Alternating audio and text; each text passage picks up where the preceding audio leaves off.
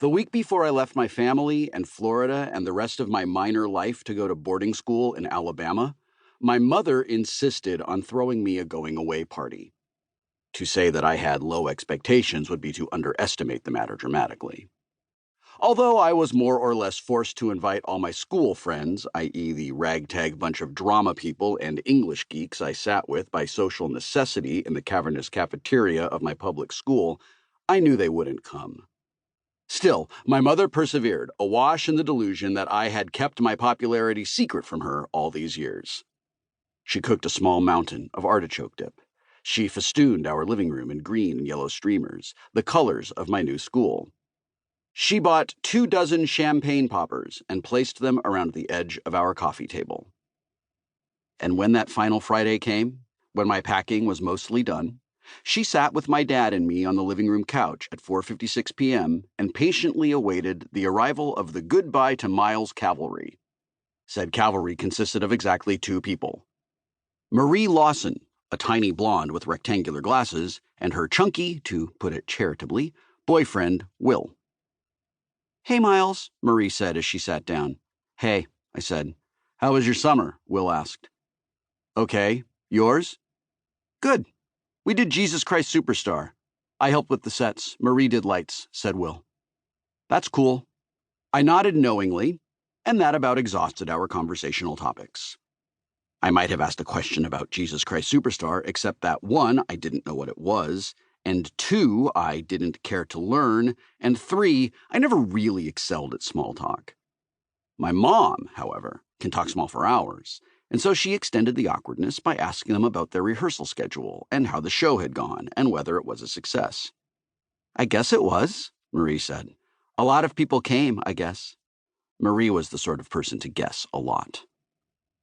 Finally, Will said, "Well, we just dropped by to say goodbye. I've got to get Marie home by 6. Have fun at boarding school, Miles." "Thanks," I answered, relieved.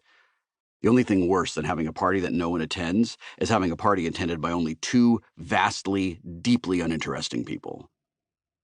They left, and so I sat with my parents and stared at the blank TV and wanted to turn it on, but knew I shouldn't. I could feel them both looking at me, waiting for me to burst into tears or something, as if I hadn't known all along that it would go precisely like this.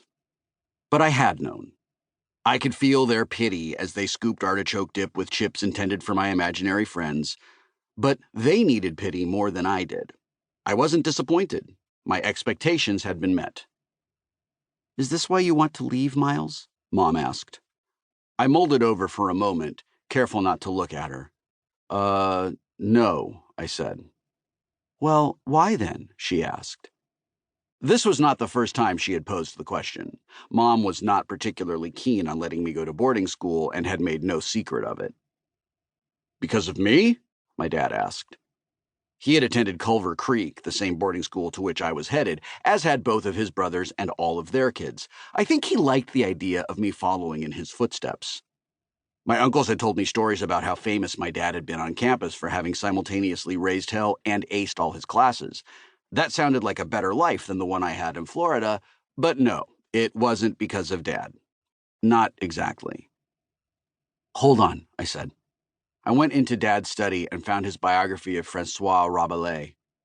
I liked reading biographies of writers, even if, as was the case with Monsieur Rabelais, I'd never read any of their actual writing. I flipped to the back and found the highlighted quote. "Never use a highlighter in my books," my dad had told me 1,000 times, but how else are you supposed to find what you're looking for? "So, this guy," I said, standing in the doorway of the living room. "François Rabelais. He was his poet, and his last words were, 'I go to seek a great perhaps.' That's why I'm going. So I don't have to wait until I die to start seeking a great perhaps." And that quieted them. I was after a great perhaps, and they knew as well as I did that I wasn't going to find it with the likes of Will and Marie. I sat back down on the couch between my mom and my dad put his arm around me, and we stayed there like that, quiet on the couch together for a long time until it seemed okay to turn on the TV, and then we ate artichoke dip for dinner and watched the History Channel. And, as going-away parties go, it certainly could have been worse.